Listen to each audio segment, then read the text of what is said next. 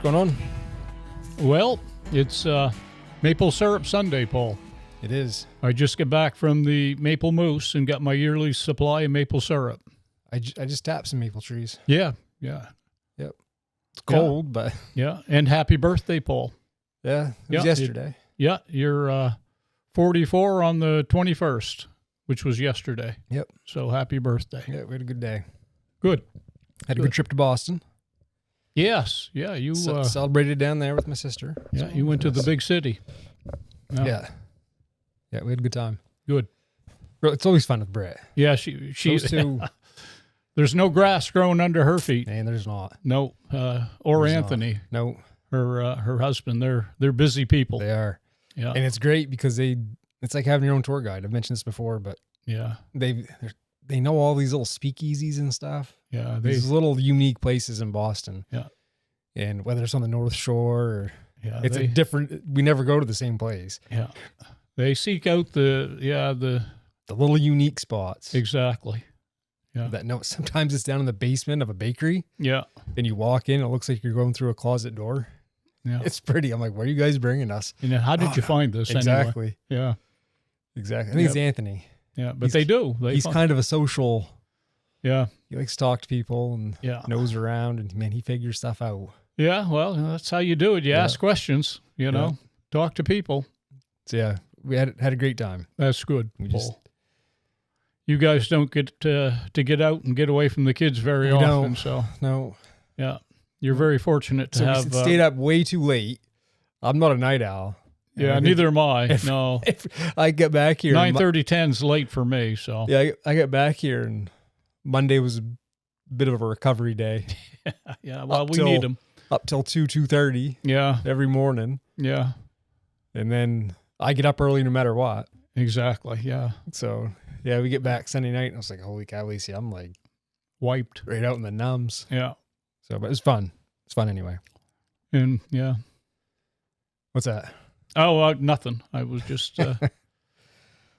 So the deer numbers are in. At least by township. Yeah, lots of good news in that. Sometimes we... And I've been guilty of that over the years. I can remember really poo-pooing there in the 2010. I get notes about that. Yeah. Yeah. Yeah. Well, that's true. Because I mean, that's a normal response. Yeah. Well, and we had reason to do that in that time because the deer numbers were bad. But yeah, when you talked about, we were going to talk about deer numbers, I did a little research, and my goodness, there's lots of good numbers, especially up here, where it's been bad for about 15 years. Yeah, lots of, and I don't want to steal your thunder, so I'll let you talk about it. Yeah. But good news. And it looks good again this year. I mean, so I think there's a lot to unpack from that number when you look at like the distribution per township. Yeah. That map's a great resource. It is. And I'll put a picture up of it. Yeah. Because it really gives you an idea of what's going on statewide, right? But there's also another picture that it paints because the total harvest was what 55,876. I knew it was over 55,000, so that's almost 56,000. That's a huge number. And it, like, I know some states shoot hundreds of thousands of deer. Yeah. But for Maine, that's a big number. Yeah, because last year we were what 40. Oh, I got it written down. 42,259. Yeah, the last a couple of years were up around 40,000, and those were really good numbers. They were.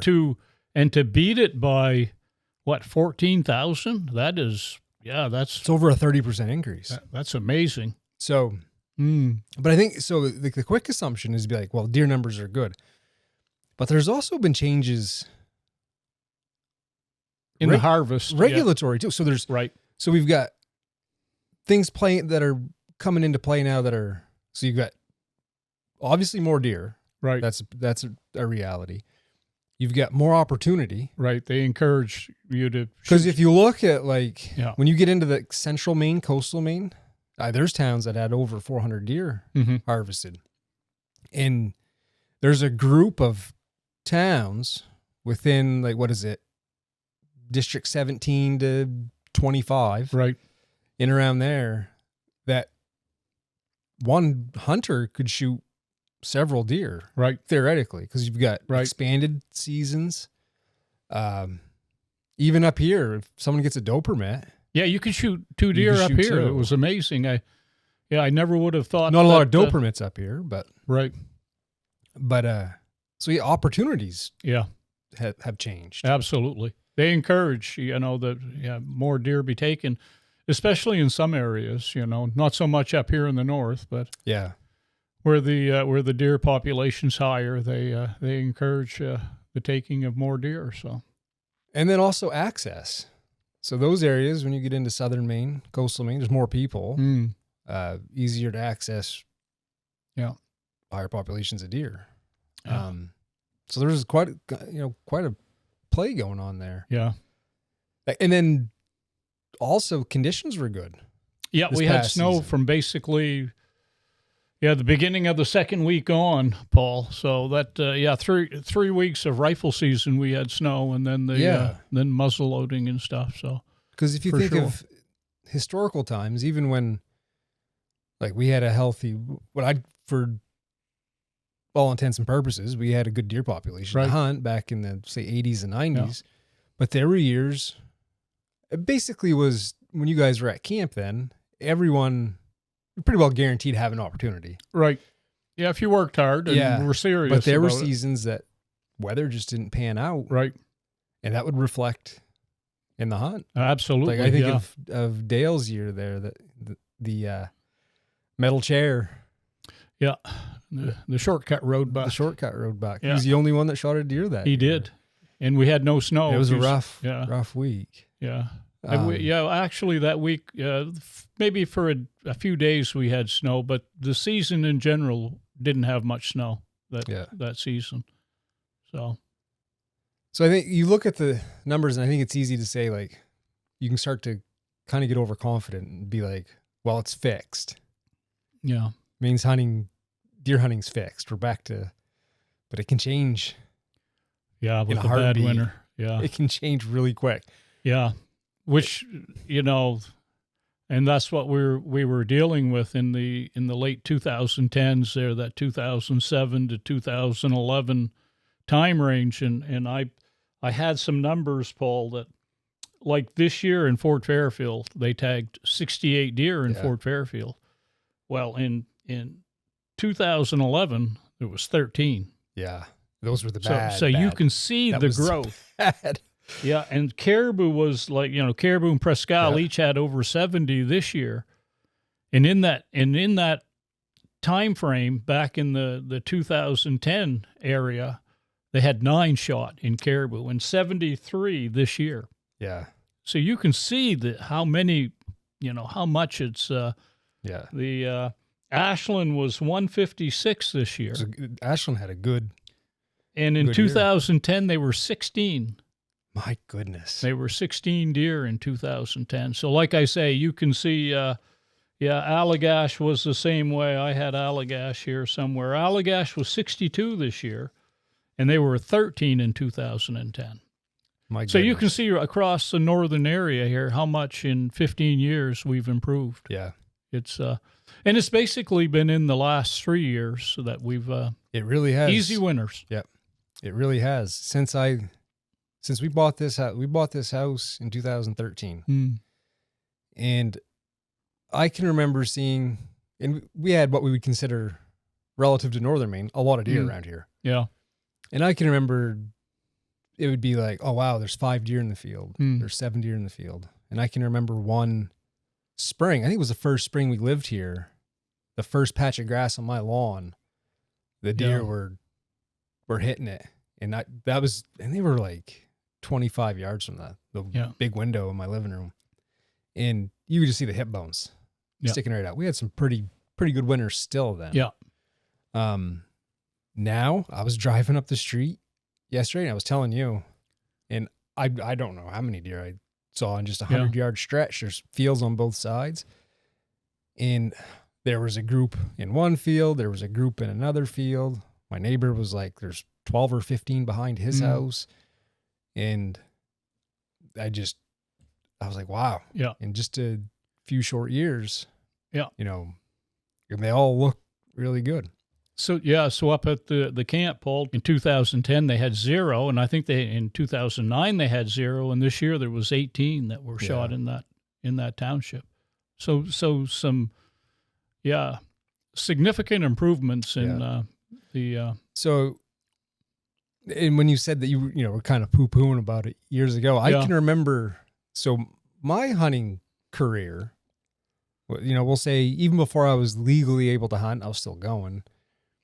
Not hunting, but participating. Not at deer camp, but weeks outside of deer camp. And there was kind of a gradual, just kind of a slow bleed of the deer hunting. And I can remember it was most everybody, not just you guys at camp, but most everyone. It was like every year it was kind of like, well, things aren't, it's always kind of a little bit worse every year. Yeah. And, I can remember before we had the real bad winters, a lot of people, and you included, be like, I'll probably never see deer hunting in northern Maine in my lifetime again. Yeah. And there was a lot of people that said that. Yeah. And I look and I'm like, yeah, like this is, you would never have expected. No. You think that it's going to take such a long time to restore. Well, they're prolific creatures if given a chance to survive and stuff. And they are. And what's interesting, Paul, right now is, of course, we had Ben Consitis on the show, and they're dealing with a rough winter right now. They've had some. Yeah. They just had a storm come through that 4 to 5 feet of snow in parts of the UP, and in fact, Ben had put something on his channel there, showed his camp with the snow piled up on it, and it had canceled written across it, and he said, would you go to deer camp if there's no deer? And I told him, I said, we actually, Ben, were faced with that in that 2010 time frame. I said, and we disbanded as a deer camp in that time. I said, now I would go because I'm retired and I have the time, so I would go regardless. But back then time was hard to come by, free time. And we still hunted, but it was like, I can remember that's when I'd gone to grad school. Yeah. And I can remember coming home. I didn't deer hunt all season. I had 3 days to hunt. And I can remember it wasn't like, oh, I'm going to go home and shoot a deer. Yeah. It's like, I just want to get out. Yeah. And I had no expectations. I probably won't even see a deer. Yeah.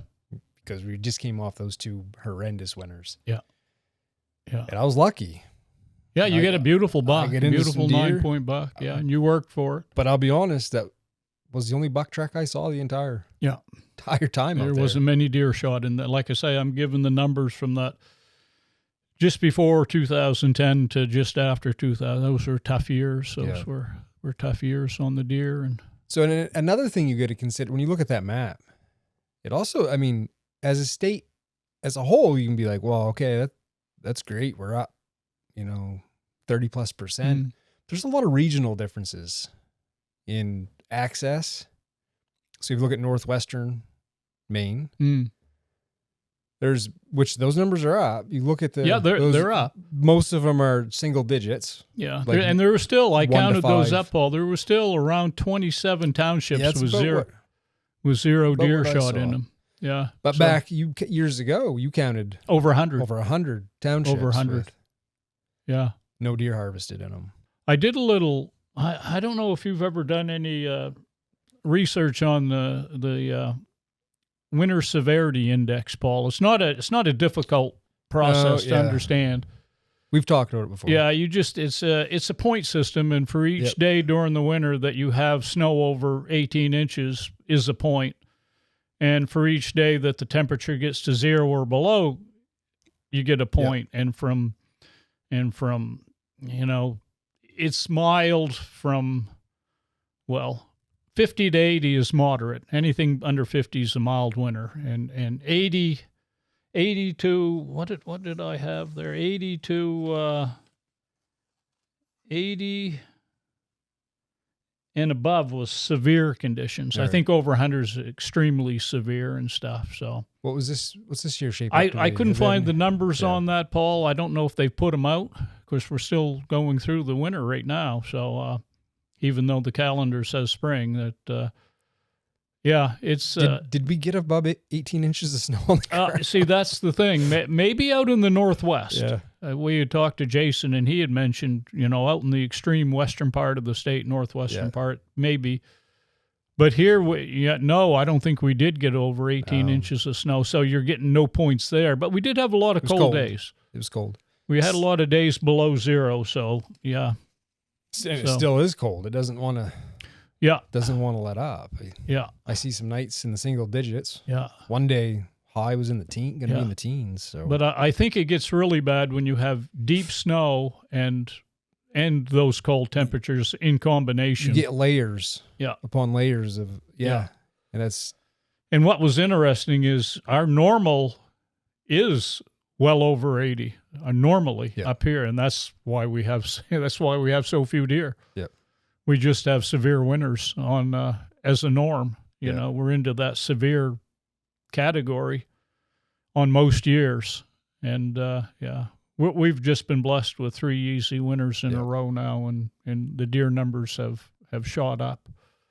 Well, the other thing I forgot to mention, too, the southern part of the state gets an extra week of muzzleloader, too. Right. So that gives them more opportunity down there. Yeah. Which there was talks, we talked about it before, that potentially could be expanded up here. Yeah. Who knows where that goes. But yeah, so I think, they've done, I think they've done a pretty good job of increasing opportunity in conjunction with a rebounding deer herd. Mm-hmm. I think that's a lot of where the numbers are. Yeah. And it's good to do that, to utilize it, because, heck, we could have been doing that with the moose. Exactly. Well, early for sure. Jeez. For sure, because what happened, we found that out with the moose, which nature took them. Yeah. You can't stockpile that stuff. You end up reaching a carrying capacity, and if you exceed it, you're asking for trouble. And the problem with up here, Paul, is people don't realize, even though the summertime, the carrying capacity could be for hundreds of thousands or whatever, but we only have a small carrying capacity for winter. You know, our winter range is so small up here. I guess it's around, they would like it to be like winter habitat to be 10% of the land base. And I think up here it's like 2% or whatever. So we just don't have the winter range to. So if you think like, you're going to carry these deer over, like you were saying, one bad winter can make a big difference. And it's coming because we live in northern Maine. Winter's coming. Between predation and eating themselves at a house and home. Yeah. If they get, because this winter, the deer around here, they go wherever they want. It's access. Yeah. They can go anywhere they want. They weren't bound to. Nope. They were pretty well free to. And that's why I don't think even though we had cold weather, it will be a big impact on them, because like I say, they can go where they want to go. Even now, it's cold, but they're in the field morning and night down there. Yeah. Heads right down. Yeah. And they don't even look like they've been through the winter. Yeah. It's been kind of crazy. Yeah. But yeah, so things can change quick. So one season can't become theory. No, that's for sure. So you can kind of sit back on your haunches and be like, oh, okay, problem solved. Let's move on to something else. No. But that was the same thing in the early 2000s. Things were trending down, and it kind of becomes theory that, well, the deer gone. We're never going to see him again. And, well, here we are. Yeah. Because I was, as a kid. Here we are, moose hunters. Yeah. Or bird hunters or whatever. Yeah. We became moose hunters. And because when I was a kid. If you could get a permit. I just watched it. Yeah. It was just a constant, like slow decline until we hit rock bottom with those 2 bad winters. And so you still want to push for better winter habitat. Yeah. For sure. Because like you said, it's coming. It's coming. It's a matter of time. It's coming. Yeah. Yeah. Winter. It's, like I say, we live in northern Maine, and we're going to deal with winter. Yeah. They just got it in the Midwest this year, and that's weather. You think, people talk about trends. Well, if it's warm here, it's probably colder somewhere else than normal. Even southern Maine got hammered. Yes, they did. Yeah, the storms just didn't come up here. But the difference between southern Maine and northern Maine is the snow doesn't stick around. No, it's gone. Even we're going to Boston, like Brittany and Anthony, they had a couple storms, like 2 feet. Oh, yeah, they had a lot of snow there in Boston. They were way above normal. Yeah, and at their house when we get there, there's no more snow there than there is here. Yeah. It was about equal, which is not normal. Right. But right. You figure, they got hammered hard and there's no snow. Yeah. So I like looking at that map. I'm not sure. I don't know if other states do that. I don't know how. I don't really investigate others. Because I don't hunt in other states. So that's right. And when we were talking about numbers, I didn't even do a lot central and southern Maine because I did it where, we live and hunt. Yeah. So I was looking more at numbers up here, although we look at them statewide, like the 55,000. And looking at trends and trying to come up with a reason why, there's, like I said, there's more to it than just a lot of deer. Yeah. Those central districts, some people shoot quite a few deer in a season. Yeah. Well, see, what would happen, Paul, when they, a few years ago, when they were just they'd give out a doe permit, but people wouldn't use them because it was still one and done. And I don't know what year that changed, but it was still one and done. And they were trying to encourage people giving out more doe permits in certain areas. But people were hanging on to them because they wanted to shoot a buck. They didn't want to be one and done with a doe, and so in order to rectify that, they started making where you could, after you shot a doe or whatever, your buck, you could still shoot a doe. And well, it's hard to manage a herd, so everything's data driven, right? So you're like, okay, right, we want to take X number of antlerless deer, and then you're not, so. You're trying to hit a moving target. Like there's inconsistency if people are taking those permits but not using them. Yeah, and they're going, okay, we gotta try something else because we need to these numbers to work out accordingly. Right, and it's tough when you work with big populations of people and human behavior. Yeah, because there's a direction you want to go with things that's supposed to be data driven. Then you're dealing with human behaviure, right? Which throws a people's wrench into mindsets. the whole, like I said, people didn't want to shoot them because they wanted to shoot a buck, so they weren't using their doe permits, and So how do we encourage them to use their doe permits? Well, you can shoot a buck and a doe. Yep. So we would do it. If we had a doe permit and we could still hunt for a buck, we probably for sure, because that's all we eat for red meat. Yeah. It's venison. Yeah, so my thought is, and I'm no biologist or whatever, but you would probably want to give out more doe permits up here. The population's growing, and you want it to continue that way, but in the back of your mind, you're going, you know what? If we have a bad winter, those deer are dying. Yeah. So I look at like this year, and I don't know the numbers around here. I just know by what I see with my eyes. Yeah. And that's anecdotal at best. Yeah. It's just a one little data set. But as a whole, I see so many deer and I see like no bucks. Yeah. And the guys that hunt around here, I think could concur. Yeah. Most of everything they're seeing. Like I get back from hunting and I think we counted one evening anywhere from, deer just kept coming in, funneling into the field. And at some point we were like up to 22, 24 deer just down off my lawn. Yeah. And you would think this was peak rut. Yeah. And there wasn't a buck to be found amongst that. And doesn't mean they're not there, but yeah. I think you probably are right. It is hunted so intensely around here that like out back, so I just tapped some maple trees. Yeah. And I've got a deer trail going across my back 15 acres, across the back third of it. It's beat right down. Yeah. It's basically, it looks like someone took deer crap and just kind of sprinkled it all along the trail. Right. And I see there's no rubs. No. I see, and I usually do. Yeah, we've seen rubs here in the trees. I don't see any buck sign whatsoever. Yeah. So I don't know, but yeah, and they harvested what was it 8 deer in this? Yeah, I'm not sure around your house. I'm trying to remember in Fort Fairfield. Keith had said on the podcast, and I forget. Yeah, in Fort Fairfield, I mean, 68 was a kill, and that was in all the records that I could find for. I think it went back around 20 years. It was that's the highest that by far. I'll check the podcast. I'm pretty sure 13 in 2011. That's how much how many more that and that's across the board. Presque Caribou, Ashland, everywhere up here. The numbers looked a lot better than and the buck harvest was good. I think Maine Sportsmen said they had 614 entrants into the biggest bucks in Maine, and they said that is probably the most they've ever seen. 614. Yeah, and of course we talked about that. The biggest was 291 right here in Easton.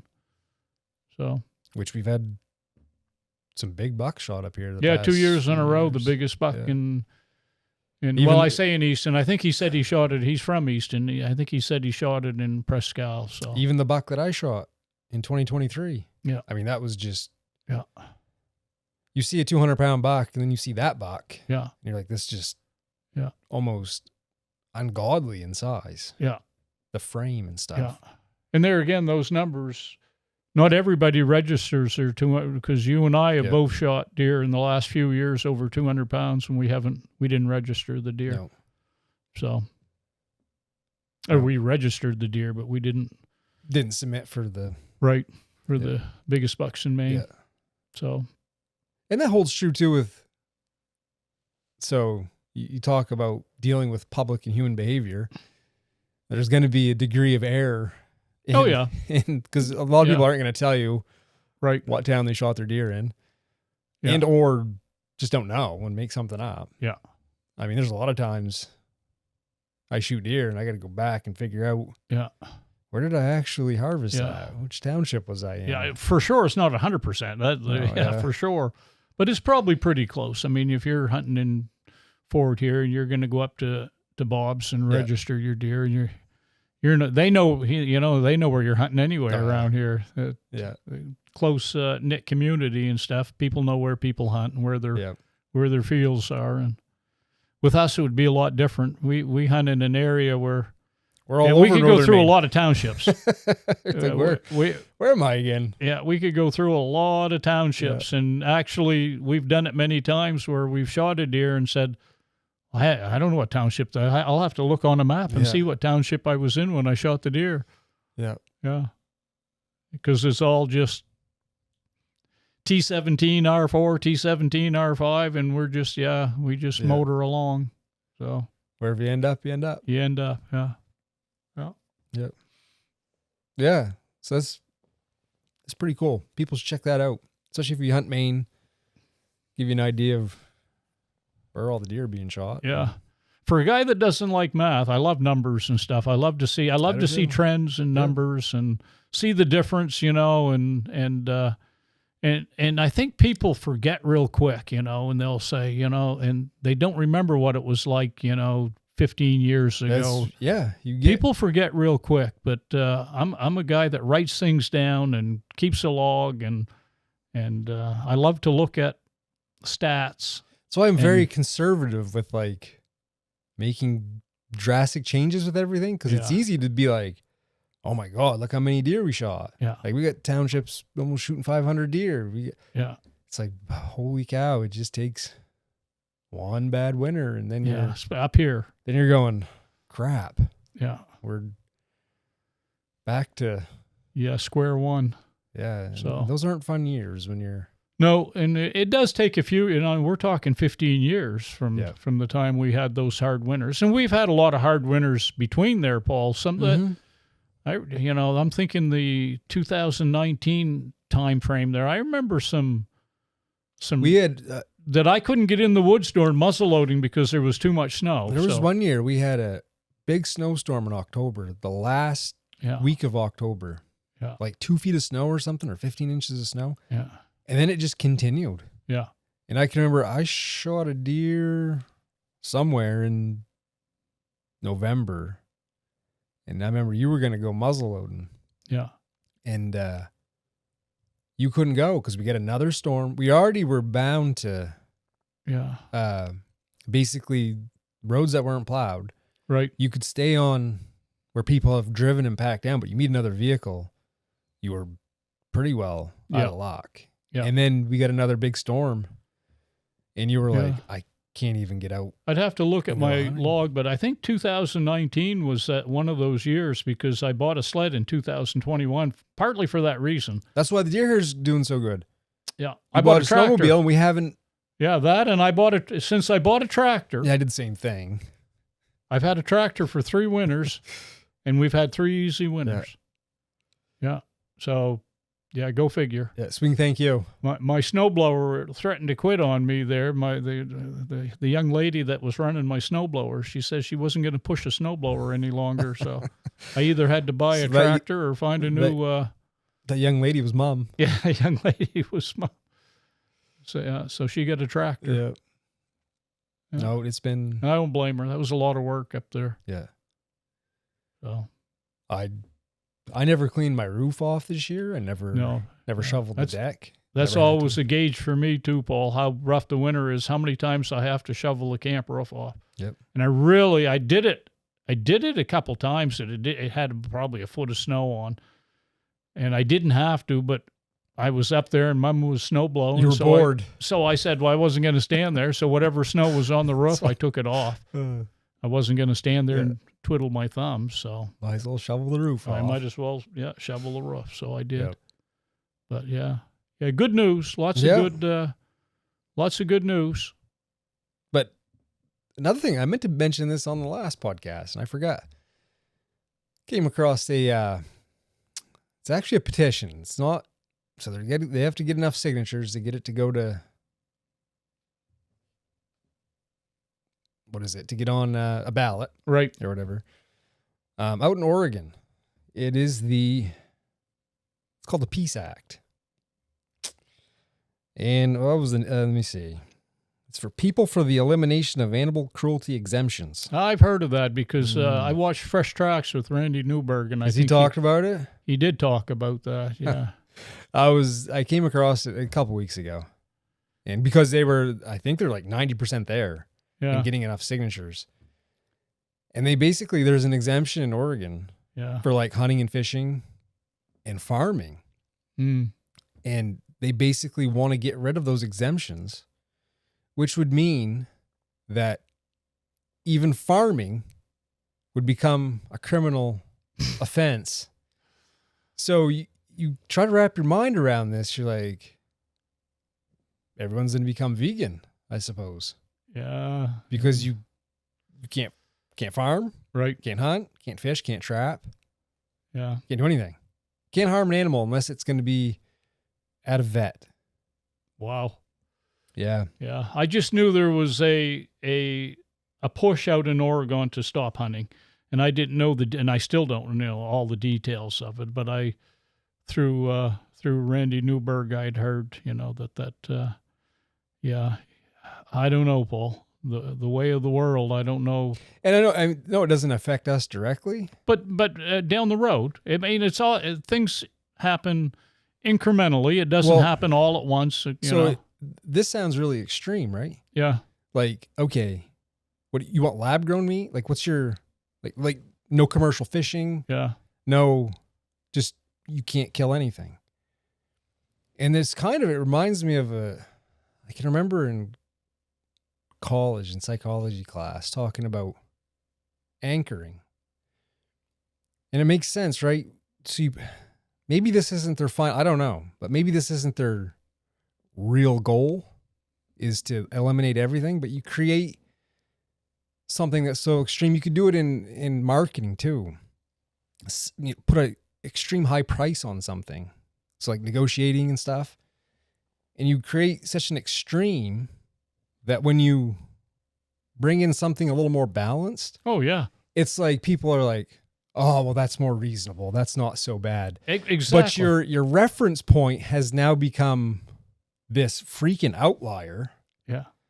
And you could even say it's like a term that they'd call like anchoring with contrast, because there's such a variation that, so maybe you're a farmer and you don't hunt or fish. And so they come back with another more moderate bill. Yeah, we're going to let you farm, but we're going to. And so the farmers are like, well, good, we dodged that bullet. We exactly. can just, yeah, and that's that's exactly. And I'm not saying that's what's going on, but if you think about it, you're like, yeah, you just present something so freaking extreme. It's like, that's not my goal, but my goal is to make it seem so extreme to them that when I come in with what I really want to do, people are like, oh, thank God, that's not as bad. We can breathe a little bit. So I've done it. It's like, friggin' A. I've done it. I can remember when I wanted to build on our camp lot. I asked for the world. If you're negotiating, I asked for everything right up top. And then hope to get something, and I got very little. But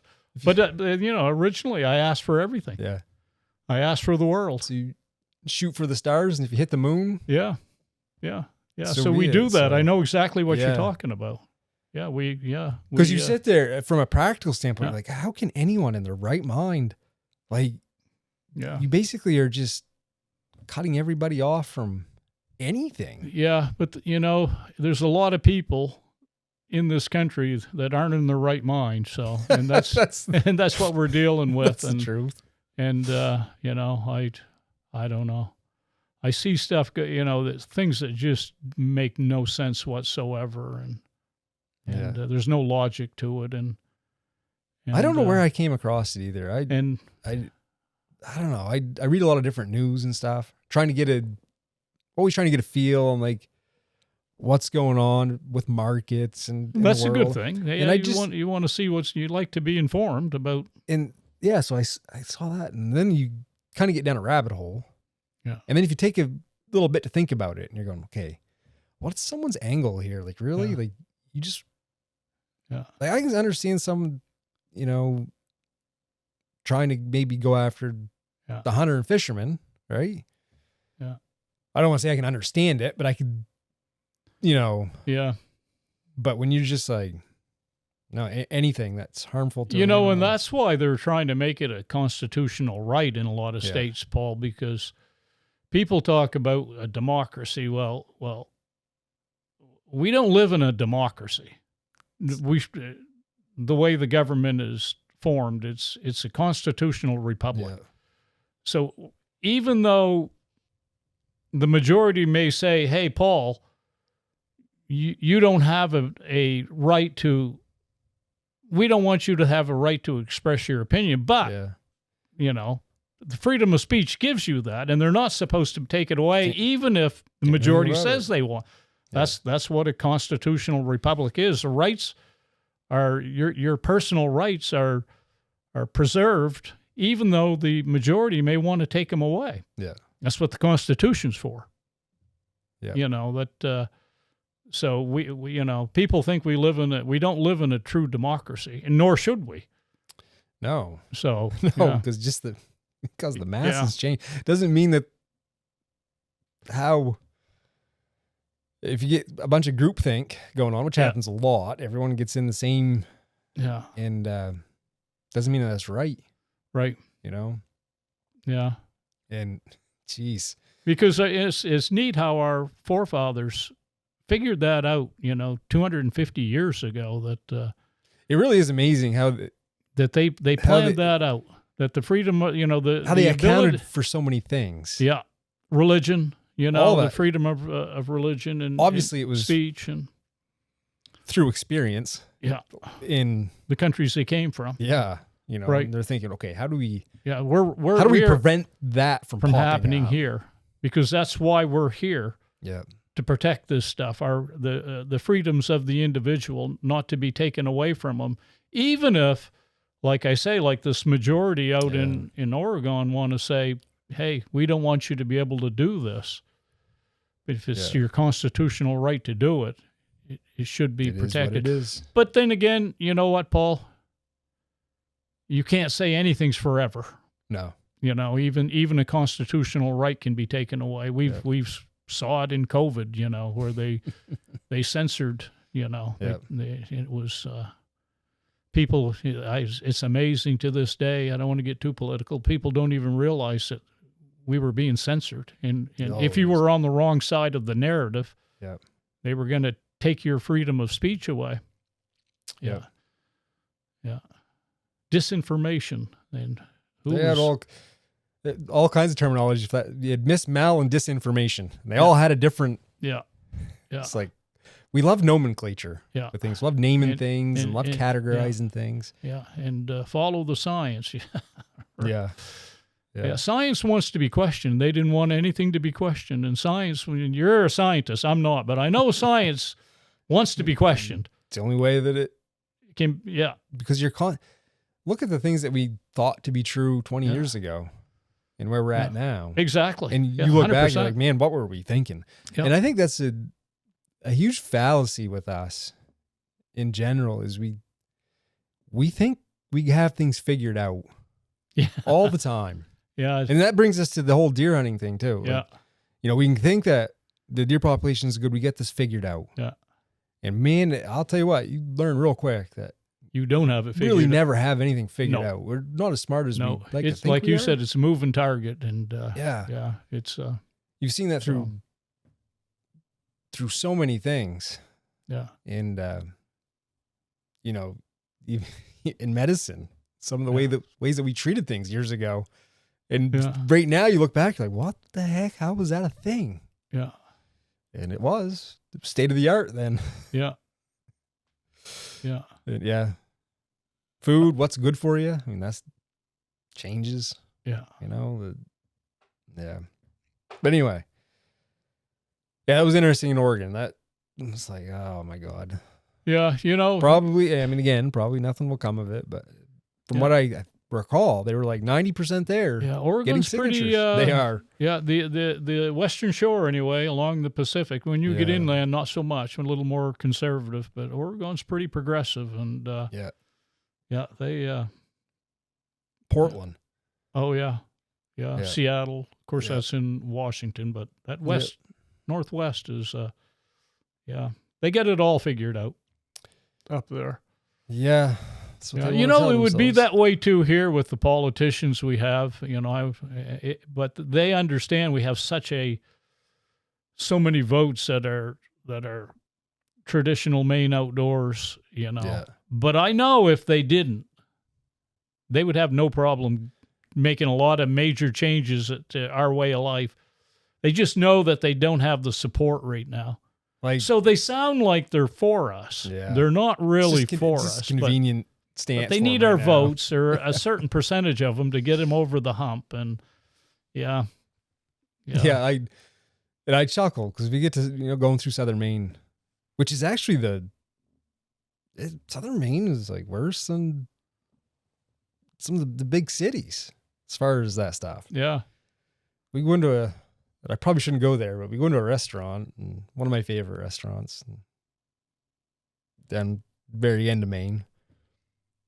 I got to go to the bathroom, and I go in, and I'm like, geez, did I go in the girls' bathroom? I look over to my left, and there's a tampon dispenser. I'm going, holy crap. I'm like, I peed in a urinal. Like, no, I'm going, what? I'm like, what is going on here? I walk out, like, I was in the men's bathroom with Lacey. Like, you're not going to believe this. Yeah. There's a tampon dispenser in the men's bathroom. Yeah. She goes, I just was in the girls' bathroom. I don't think there was one in there. Yeah. I'm like, what's going on?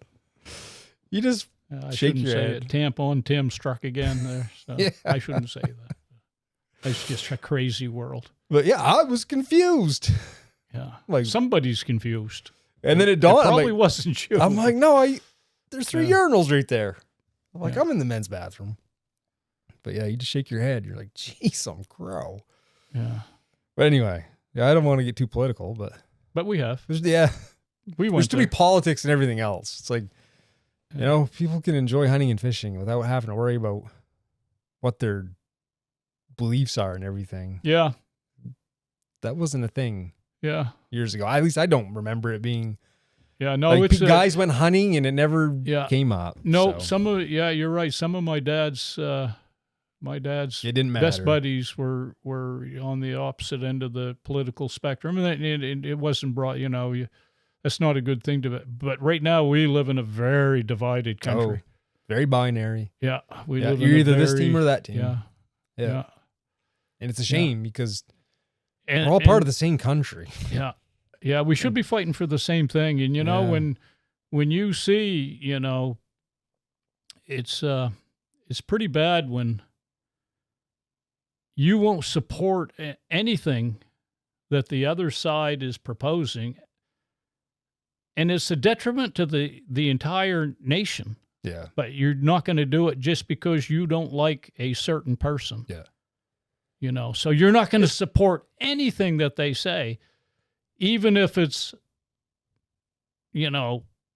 moral or a safety issue. You're not going to be for anything that person says. I think we get presented the two extremes all the time, but I believe, it's like anything. It's kind of a continuum. I think most normal people exist somewhere within that spectrum. Yeah. There's a normal curve there, but you kind of get both ends of the extremes all the time. Yeah. And it's like, this group is fighting with this group. It's Yeah. like, japers, crow. That's just. But I mean, like I say, they're 100%, and you could say, and it could be the sky's blue. It is could not be blue. good for every person in this country, but if it's proposed by this side or this guy, the other side, there's no way they're going to support it. I know. And it's so real head scratcher. the way I look at it is they're literally hoping that person, that we fail as a people, so that person that proposed it would look bad. At the detriment. Right. And so we're all going to suffer for their hatred for one another. Yeah. It's like it's a real head scratcher. Yeah, yeah. And I don't see that, and unfortunately, I don't see that. It's pretty well entrenched right now. I don't know if there's a way out of that. No, and it's pretty much regardless which side. Yeah, it's like I don't think there's a way out of the division that we have right now. I don't want to be pessimistic that way. We'll talk about the deer numbers. Like the deer numbers are really good. Never going to see it that way again. Yeah, and the deer numbers are real. I don't know if we'll ever. You know what? Right now it's great. It is. So I'll take what we got right now, and worry about tomorrow. That's right. So. And I don't know. I always worry about more than I should about things, and I think as an outdoorsman, you're never really happy. Because I'm looking at all the deer. I don't think I think that's just people in general. So I'm looking at all the deer and I'm going, okay, this is starting to make me kind of nervous. Yeah. Like, are we watering down the gene pool? Yeah. Are we ruining the, are we gonna have a weak herd? Yeah. Are we, a lot of deer surviving that normally wouldn't survive? Or we? Yeah. No, I think we'll be. You can overthink it. I think I think we'll be all right. Yeah. It's always worked out. Yeah. Even though you have dry years, bad years, so. Yeah, we looked at them, and you can correlate that to the moose. We had such a moose population there at one time, and then that wasn't sustainable, and that disappeared. And then people start crying, "Oh, the hunter shot them all," and they have no idea how everything works and how the moose are dying and why they're dying, and they just know that there's a bunch of guys that go out every fall and they shoot. We like simple conclusions. Yeah. It's easy to be like, that's the problem. Yeah. And then they got it figured out. Yeah. It's like, well, no, there's a lot of problems. Which have you heard much about winter tick and the moose? Anything? I have not this year. Seems kind of quiet. Yeah. That'll be interesting to see how they, generally what they've done with the moose is they've tagged so many, and then the ones that die, I think they generally just tag the cows and the calves, and then they survey how many survive. Of course, they know the minute they die that the callers generates a signal there that they can go in and find out why it died. Because I usually feel like at this point in time, you're hearing people, I found a moose here, I found a moose dead there. I feel like I haven't heard. No? Like, isn't usually, people are finding them? Yeah, well, shed hunters find a lot. Yeah, during the wintertime, the moose shed, the moose antlers, that the guys that go out and shed hunt for them, they find a lot of moose. And snowmobilers, I found them laying on the trail, Paul, the dead moose that have died from, and I didn't do much snowmobiling this year, and I haven't heard. They will have the numbers out, and like I say, in years past, it's been about 70% of the calves die during the winter, which is a huge number. That hurts recruitment. Doesn't give you. Oh my goodness, you're losing 70% of your. Yeah, and that doesn't take into consideration how many calves died from birth till the time they put the collar on that were killed by bear and predation and stuff like that, which bear take a lot in the springtime. Yeah. That doesn't even take into account, that number. So,